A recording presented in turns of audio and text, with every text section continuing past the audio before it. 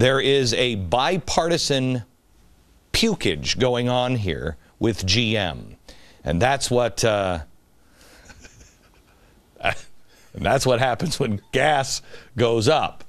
So now everything that if it's being shipped to you, your food, everything, clothes, everything goes up. So the good news is the poor and the middle class won't have any food in their tummies when they start vomiting over the gas prices, if they're Republicans. All right, by the way, the newest GM CEO is Dan Akerson. He used to work for the Carlyle Group. That's a global private equity firm that manages $106 billion. Yeah, some of the players in the Carlyle Group, they're great. George Soros, we would have seen that one coming. Keep in mind, this is the same General Motors that got $51 billion in government money. Then last year, the administration applauded the car company when it repaid the $7 billion in taxpayer money. GM patted itself on the back saying, "Oh, we paid everybody back 5 years ahead of schedule." No, not really.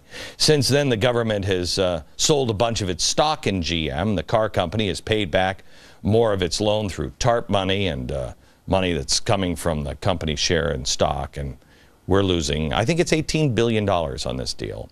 Even Vice President Biden's economic advisor was confused about whether or not the company used TARP money to pay back its loans. "It's really hard to know," he said, "because the funds are mixed together. It's like trying to put an omelet back together." Oh, yeah. Meanwhile, Jamie Dimon, he is the CEO of J.P. Morgan Chase, asked Fed Chairman Ben Bernanke if U.S. regulators are actually preventing our economy from recovering. Watch this. Now we're told there are going to be even higher capital requirements, so-called SIFI charges and G-SIFI charges, et cetera. And we know there are 300 rules coming. Has anyone bothered to study the cumulative effect of all these things? And do you have a fear, like I do, that when we look back and look at them all, that they will be a reason that it took so long that our banks, our credit, our businesses, and most importantly, job creation start going again? Is this holding us back at this point? Okay. Let me go to Herman Cain, nominee for President of the United States. You were a Fed chair. Yes. In Kansas City. So you know all this stuff. You also were a businessman. You ran Godfather's, right? Yes. Godfather's Pizza? Yes. Very successful in both of those positions. Is this unintentional? Is this, are the things being done by Bernanke and the administration, and now through GM, is this just a bunch of really moronic people, the dumbest group of people ever seen, or do they know what they're doing? Neil, I apologize. Right. Glenn. That's all right. For about the first 12 months of the Obama administration, I hesitated in believing that they could make this many bad decisions collectively. So you can only conclude that there's a certain amount of intent to do some of these things. This is because this is a charge that I have wrestled with. I think every American has. Yes. You don't want to believe that there are people that would intentionally do stuff. Exactly, but look at this. Look, go back to the guy who wants to slap a gas tax on. Okay. If you do that with gasoline being at $3.75 a gallon, $4 is the tipping point. Mm-hmm. Analyses have shown, studies have shown that once you go past $4 a gallon, it goes past the tipping point, which means that the average family has no choice other than to take it out of another pocket to buy gas to go back and forth to work and take the kids back and forth to school. Now, suppose we go past that tipping point, which we could if King Abdullah and the boys decide that they want to reduce, the supply of oil. Mm-hmm. Ahmadinejad, he is the one who's trying to get them to reduce it so the price can go up because he doesn't care about the economy in this country. So now, add a tax on top of that. What that does is it puts a downward pressure on the economy. And this anemic economy that we have now, 1.8% in the first quarter, would become even worse. They keep making all of these moves saying that we aren't going to have a double-dip recession. But if cumulatively you add another gas tax, and if at the mercy of OPEC and them deciding how much they want to pull out of chain, we could end up in a double-dip recession. Now, OPEC, Saudi Arabia actually was the only one apparently saying that maybe we should increase oil production. But I don't know if we disagree on this. I don't think it's oil production that we have to worry about. I mean, we have all the oil, but it's all in the ground. Exactly. We don't have our own energy, so we are completely screwed if they want to yank our chain. Exactly. But it's really not how much oil is out there alone. A lot of this has to do with the dollar being inflated. Yes. Okay, hang on. Yes. Let's explain that when we come back. Talking to Herman Cain, 2012 presidential candidate for the Republican Party. There's several things I want to talk to you about, but one of them is about the Fed. Do you believe the Fed should be audited? Yes. Yes? It's not going to be an issue that I'm going to take the leadership on. Okay.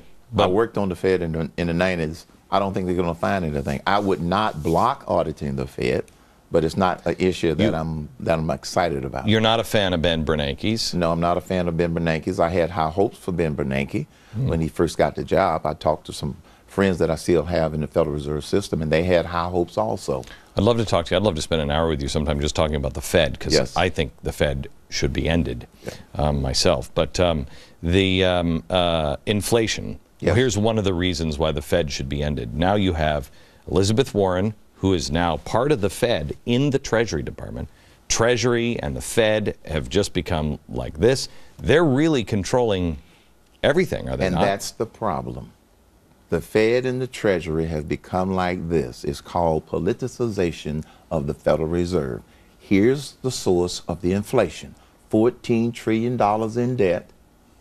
And when the Treasury cannot sell those notes, the Federal Reserve is buying some of them in order to help to pay the bills. It becomes a vicious cycle. Now, back in the mid-90s, when Alan Greenspan was head of the Fed and I was on the board of the Federal Reserve Bank of Kansas City, we didn't have that problem. Alan Greenspan never would have thought about trying to prop up the Treasury because the debt was so bad. That is the source. I heard him this week say, I'm surprised that they're doing this. This is a historic opportunity to reduce the debt. And they're just, yes, exactly.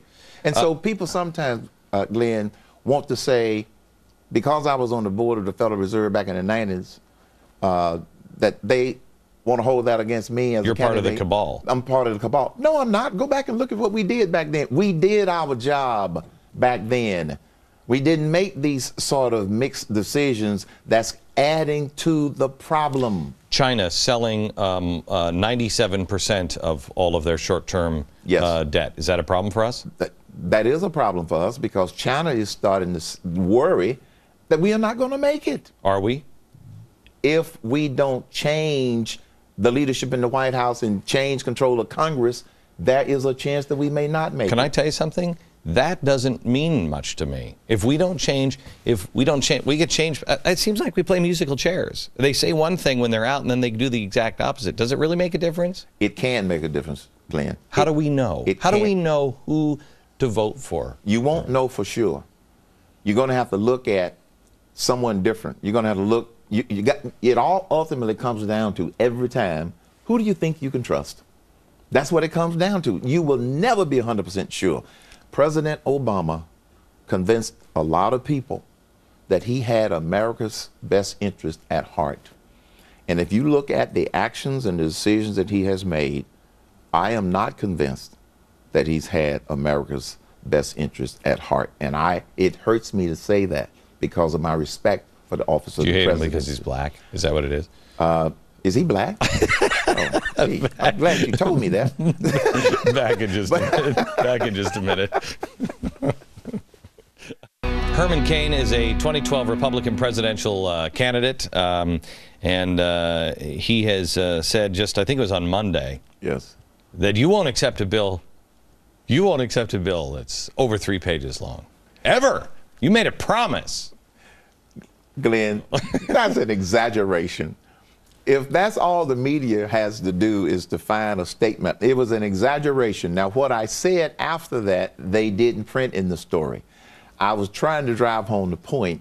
I would only sign clean bills, bills with no earmarks, and bills that the American public can read and understand. That was the point of making the 3-page long. It was not an absolute promise. They will only be 3 pages long. Why are you running for president? I mean, who really wants this? Who wants this I job? feel compelled to run, Glenn. Started in 1999 when my first grandchild was born.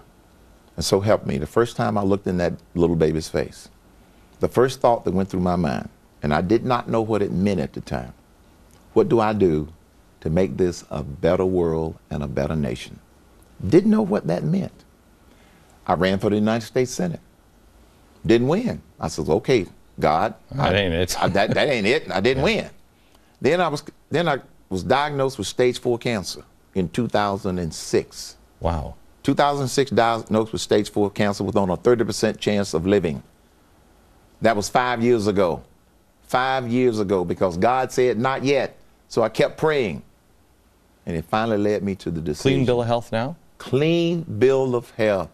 I was finally led with a lot of prayer, a lot of soul searching, that this is what I'm supposed to do, is run for president of the United States of America, because it's not about us.